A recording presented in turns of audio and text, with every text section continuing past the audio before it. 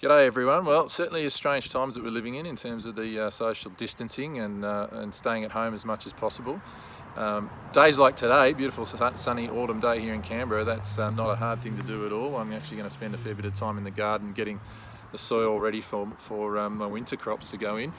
But I had a question this week from a friend of mine, Emma, up in Brisbane, who is also known to some of you as the Australian Wonder Woman, about what's some of my favourite workouts. And the one that really sprang to mind for me was just running in nature. And when I say running, I mean barefoot running. I have been doing barefoot running for many, many years now. In fact, when I look back over old videos, at least 10. I haven't done as much as I used to in a natural environment, primarily just because of the Taekwondo training that I've been doing and the time that has taken up. But certainly I used to do a lot of it when I was training athletics and doing a lot of natural movement training. Anyway, the concepts are pretty simple. Is that barefoot running, your feet are designed to move on all sorts of terrain and have lots and lots of sensors in them, nerve endings, to help you understand quickly and easily what sort of surfaces you're running on. Is it slippery? Is it wet? Is it soft? Is it hard, spiky, etc.? What happens for most people in the modern day, though, is we wear shoes so much that the feet become hypersensitive. So they're not getting that information flow coming in, and so they're thinking, oh, I'm worried, I don't know what I'm on. It's just always seems to be the same. So they're actually seeking more information and become hypersensitive.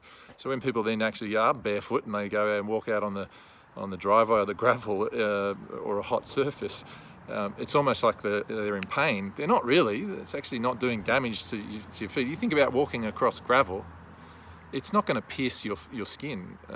Your body just is designed to be able to do that. But that hypersensitivity sort of manifests itself as pain. The reality is, once you go barefoot for a while, and try and do it as much of it as you can indoors or around the house, that hypersensitivity starts to go away. So then actually moving on any surface and even running on surfaces becomes much, much easier. So I used to do these runs primarily at lunchtime up Mount Ainslie, which was behind the office building I worked at.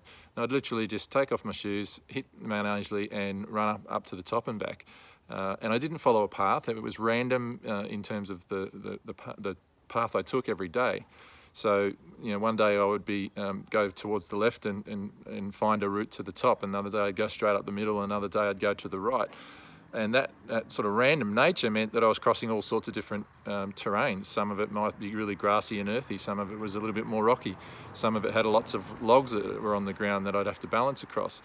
But the beautiful thing about running in a natural environment like that is that it's an uneven surface, and because you're barefoot, you have to be entirely conscious of what you're doing and where you're placing your feet every single step.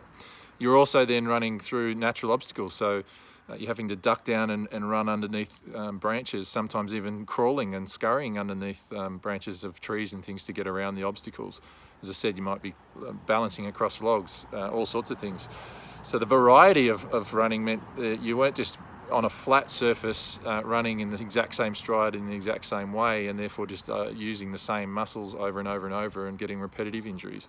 Running in a natural environment just constantly changing and using a lot more support muscles and different movement patterns, and therefore you're not getting fatigued in any one of them. You're using a combination of them.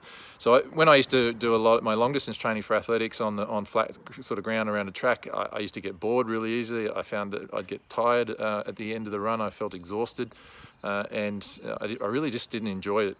When I started doing these runs, even though I was going up a hill, I'd actually run longer, as in longer time. And it was harder to do physically, but at the end of it, I actually would feel really alive. I wouldn't be tired. It was really strange when I first did it that here I am, I've just done more activity than I used to do when I do a long run train, like a 5K run or something.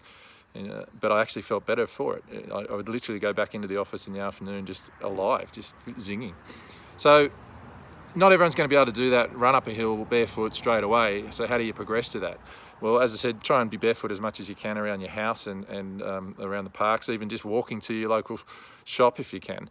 The thing about going around in a non-natural environment is, unfortunately, just to where we live, the way people are now, there's lots of glass and things that actually can puncture the skin. You're not going to find that in nature, so it's actually safer to be in a natural environment. So what you could do is go to a park, an oval, if you have got a hill or a slope, go to those locations on your own. You're exercising, there's no problems, you're not breaking any rules. And just literally move around.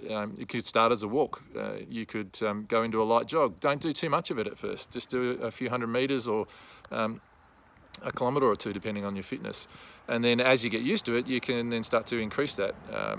Walking is going to be much easier on you than running, because obviously you've got time to think about where your feet are going, whereas running, you actually have to essentially have your eyes and your mind about 3 or 4 metres in front of where you are, and then you're also adjusting your exact placements as they go. So it's almost a bit of a chess game, which is what makes it so mentally stimulating, because you're doing many things at once. But that's the concept of the workout. Do it on flat ground, do it on slope, do it up a hill, whatever.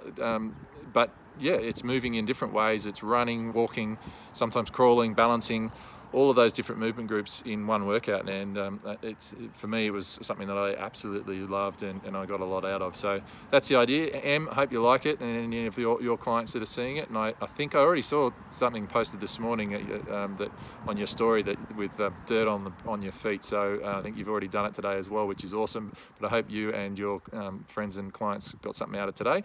I might try and get some video footage of me doing some stuff later, but I'm getting stuck into the garden first. Maybe go out later this afternoon. But hope you enjoyed that idea, and yeah, get out there and move. Awesome.